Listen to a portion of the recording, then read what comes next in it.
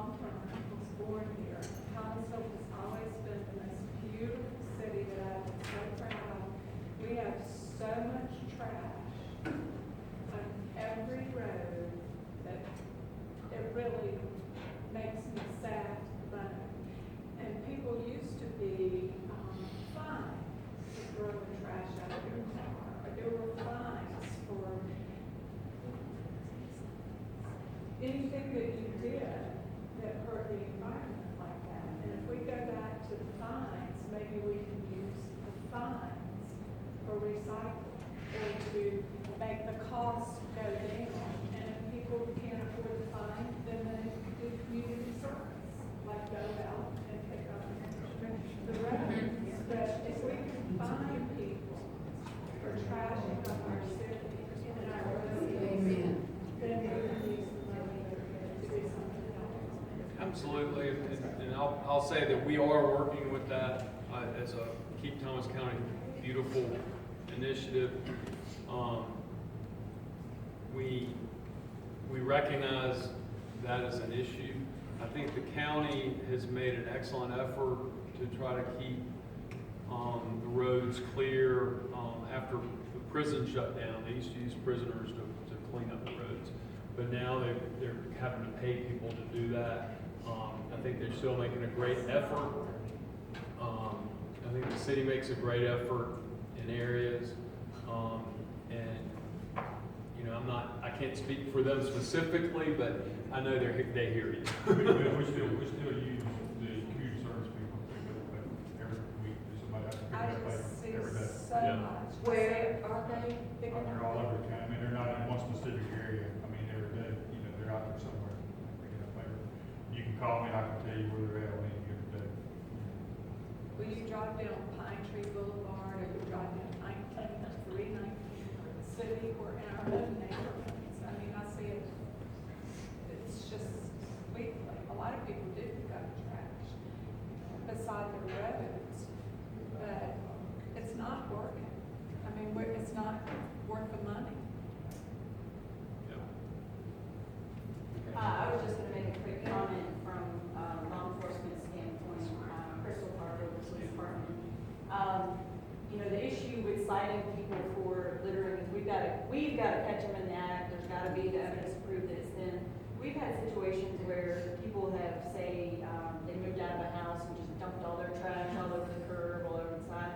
Well, you know, pick through it a little bit, you find a few pieces of mail belonging to this one person, you can pretty well, you know, determine who it belonged to and then go to the official charging of it. But if, you know, we don't see it happen, we don't have the evidence that this person did it. I'm talking about throwing something from a car, dumping it on the side of the road.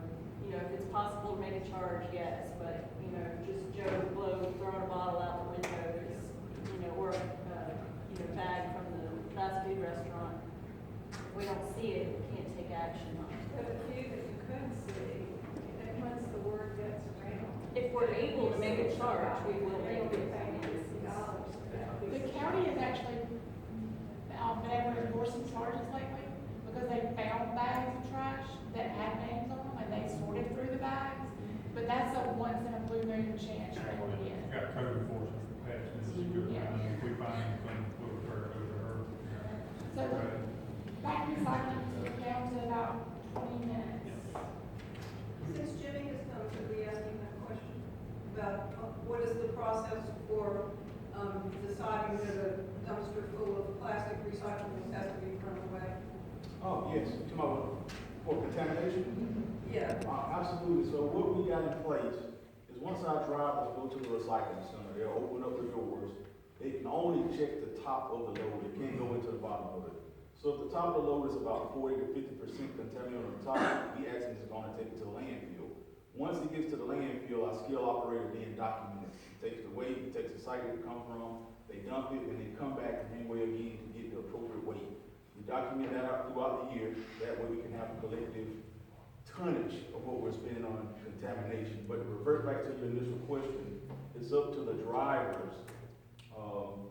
I guess when he looks at it, he makes a decision whether it's gonna go to the landfill or to the bill center. And what criteria are used? I mean, people said dead animals and stuff, we can all understand that, but what are the other criteria?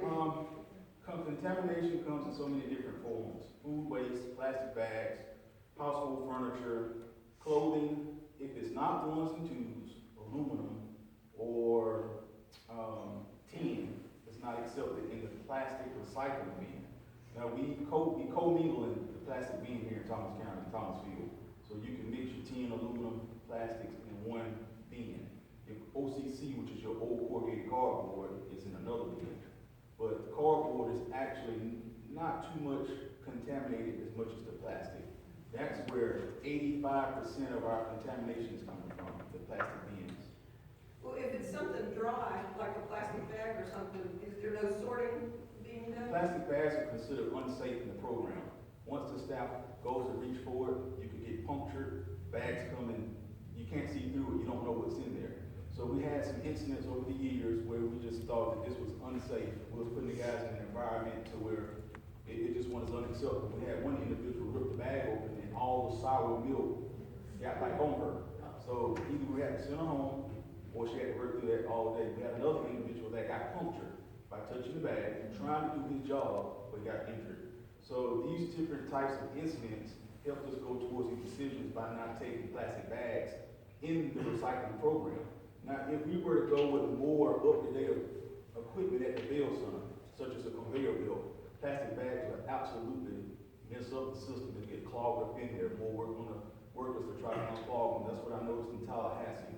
And another recycling center I visited in Jacksonville. Plastic bags is just, it's not recyclable. At the recycling centers, it's best to take those back to the grocery store. And the puncture you're talking about is hypodermic needle. Correct. Syringes. I wanted to comment while we're on that topic, and it goes back to your question earlier. I think a lot of the contamination is from well-meaning people who are trying to do a good job and trying to recycle, but those plastic bags will mess up the system. The number 7 plastic that you think, well, I don't have anywhere else to put it, that's contaminating. And China was, I don't know if they are now or not, but China was taking some recycling, but it had to be less than 2% contaminated. So if you put your number 7 in there, you put your plastic bag in there, it adds up quickly. The cardboard pizza box, you can take the top off and put it in there, but you can't take the bottom because it's greasy. That messes up the system. So all of us are environmentally minded, obviously, because we live here to learn. Take it home, take it to your neighbors. We cannot contaminate our recycling. So if it says only 1s and 2s, only 1s and 2s. No greasy cardboard, no, you get a picture. Yeah. Now, the smell is also another way we identify the load that's going to be contaminated. If he walks up to the container and he has a horrific smell, he doesn't even open the door. We just say take it on to the landfill. So that's another reason why it's imperative to clean your plastics before you put them in there. It could have been very clean, or you may have rinsed it out a little bit with some food, or leftover sour milk was left in there. But once it's sitting in that bin for 4 to 5 days, it's going to leave a smell. So we don't know if it's a carcass, we don't know if it's deteriorated food, we don't know what it is. We just take it on to the landfill. Are there any like security cameras by the bins? I mean, you're saying people throw in like dirty diapers or clothes or furniture in there, like why wouldn't you put up like a security camera that? Well, we currently don't have that at the city sites, but we're working on potentially consolidating the 2 sites into one and maybe doing something like that. Some security center. Are you also thinking about media? We talked about it, but there's a cost, that comes along with that, and that's probably the only surefire way to reduce contamination like the county sites do, by manual. But we still get some contamination. Yeah. The guy's working with somebody else, somebody's gonna come in and he'll throw it in there with the guy's not looking, so you still get contamination even with man sites, but it was a lot better. And in regards to the trash that gets thrown on the roads and stuff, does Thomasville or Thomas County have one of those programs where there's a Dr. Road or,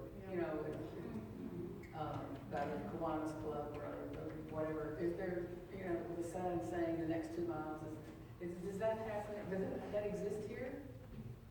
I think they're still around. What it takes though is a group that's committed and will get out there to do it. I don't know the history behind it. I do know, and there's still a few signs around that Thomasville anyway,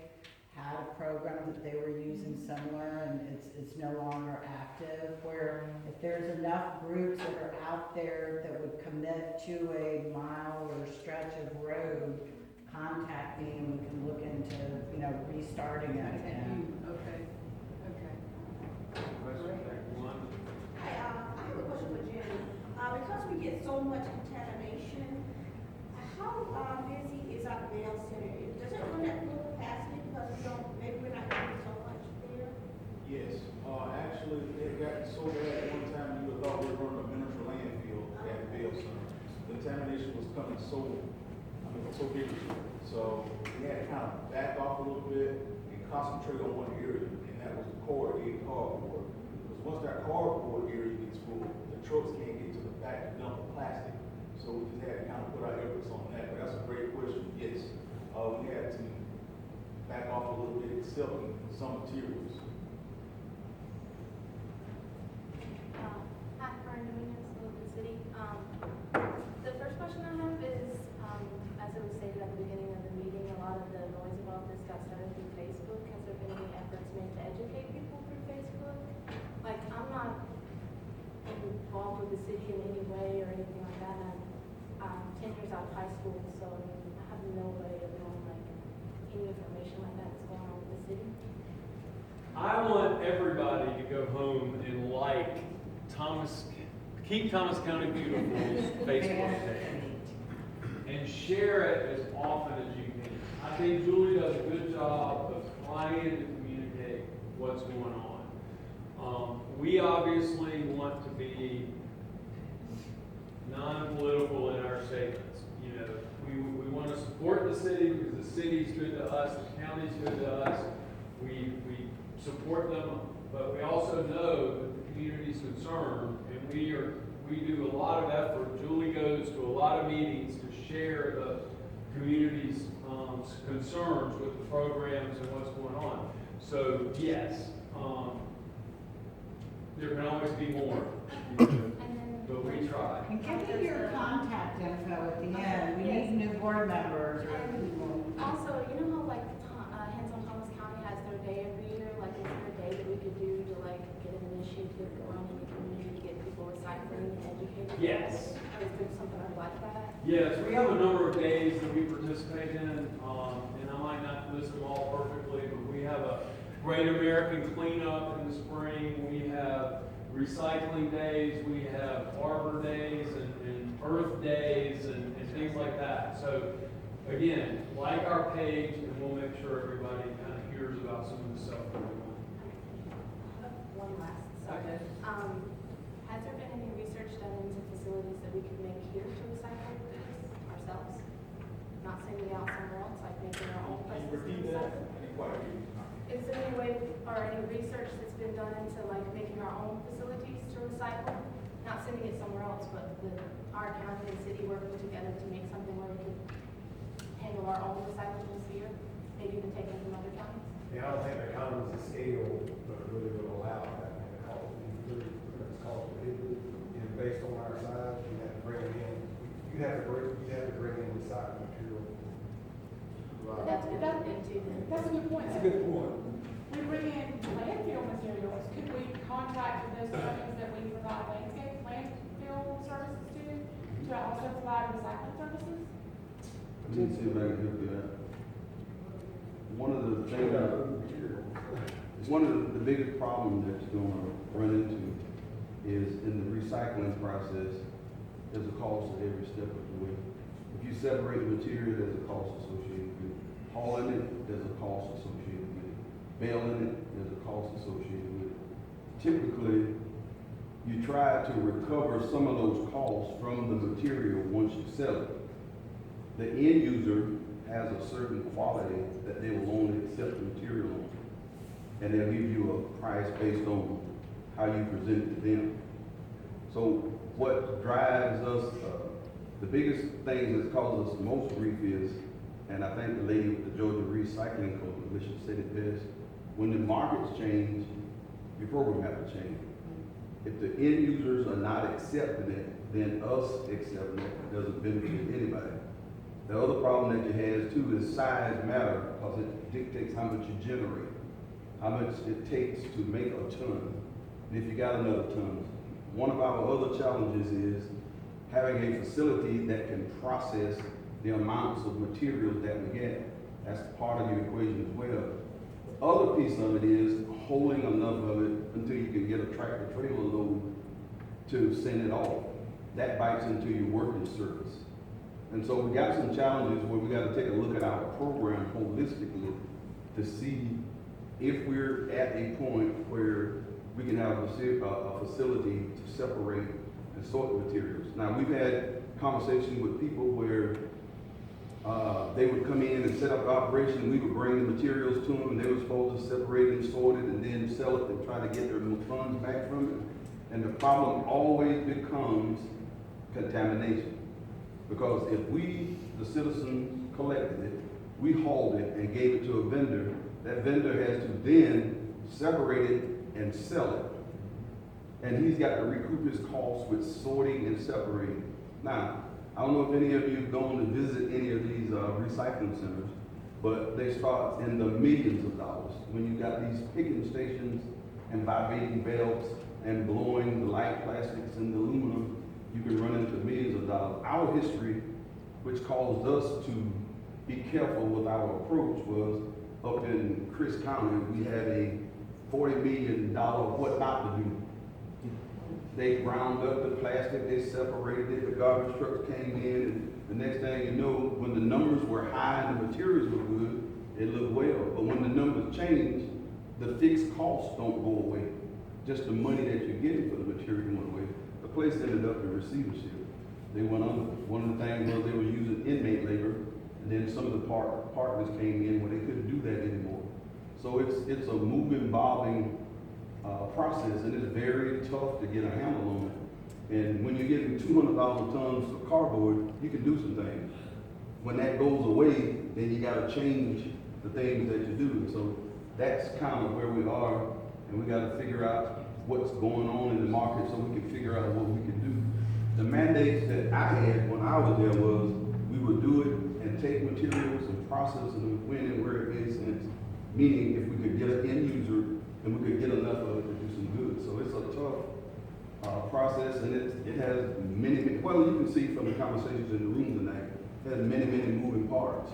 And so it's a tough market out there. Okay, folks, I appreciate everybody being here. We're kind of switched on time now. Is there any topic that anybody feels like we have not addressed? I'm not saying that your comments on what we've already talked about aren't welcome, but if there's something you came here wanting to know and it hasn't been answered, or at least addressed. Well, going back to her question earlier about Facebook educating people, you just kind of said to like and share the page, but is there like any place where there's a comprehensive list of everything that you need to do to not contaminate recycling? Because I work for a local coffee shop, and I know that they don't rinse their plastics, and like that's our fault, but we didn't know if that was something that we had to do. And like now it seems obvious, but it just doesn't in the moment.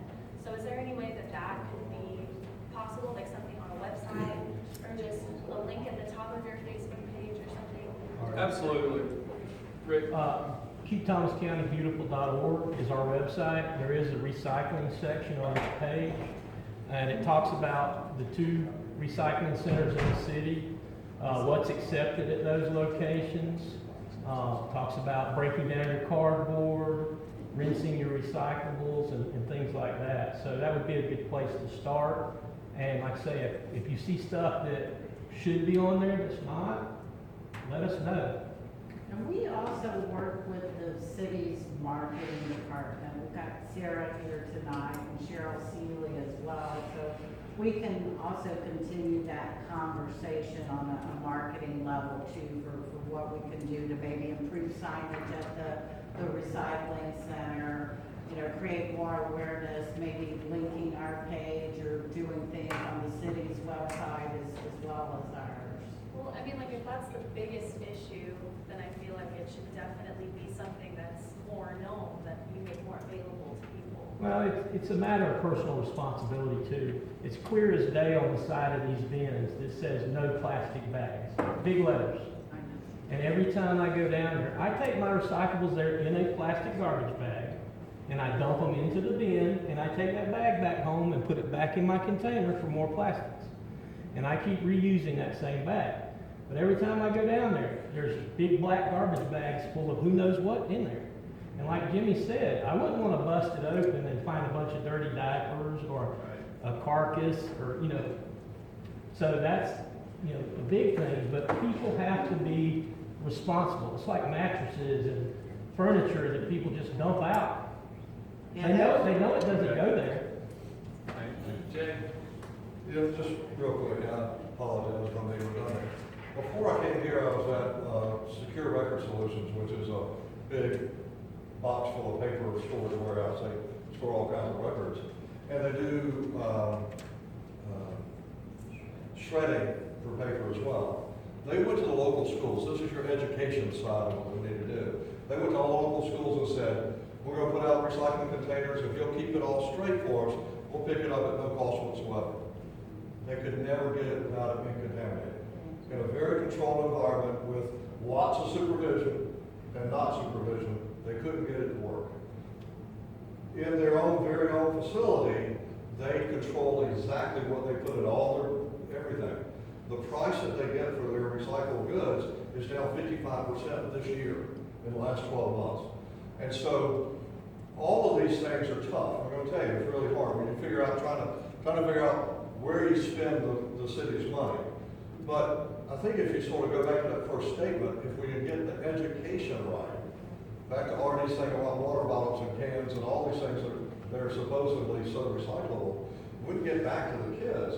If the kids can't get it, you know, the adults, it's really hard to teach old dogs. So y'all think about that and how we might get there. And I know you're working on it. Yeah, I'm sure you're working we have on a it. terrific I know you have a program, but in practice, it didn't work out. So. Yeah. Right, an example though of it working out with the schools and kind of keeping it simple was the bottle caps to benches program. The students collected over 2,600 pounds. That's a lot of bottle caps. It was like 264,000. So again, back to several people's comments, I think if you have that education piece, you can show the schools, the public, what to do. Okay, I am not going to cut anybody off, okay? But I am going to tell you that our video's running out. And it's 7 o'clock. Well, I wanted actually to say something. Matt wants to say something. Yeah, Matt Kirkley, we're talking about education. Who's actually been to the landfill? You want been to the landfill? If you want to educate somebody, actually go out there and see it, because right now it's just a word, you know, the landfill. We got so many people talking, we can't hear anybody. And by the way, we have recycled thousands of tons of recyclables over the 15, 18 years of that program. Significant amounts have been removed from the waste stream. Yeah. But there's always more. There is more. So let's don't shoot everybody. Let's just shoot the ones that are throwing plastic bags in. Okay, I'm going to let Matt make his comments again because I think some people were talking and not everybody heard what he had to say. I was just asking who's actually been to the landfill. Because you talk about education, when you just say landfill, it's a word. But when you go out there, you see what goes out there.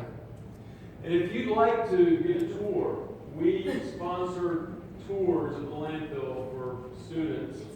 And we're glad to add you as in other groups, but we're glad to add you to an event. Anything else I've missed?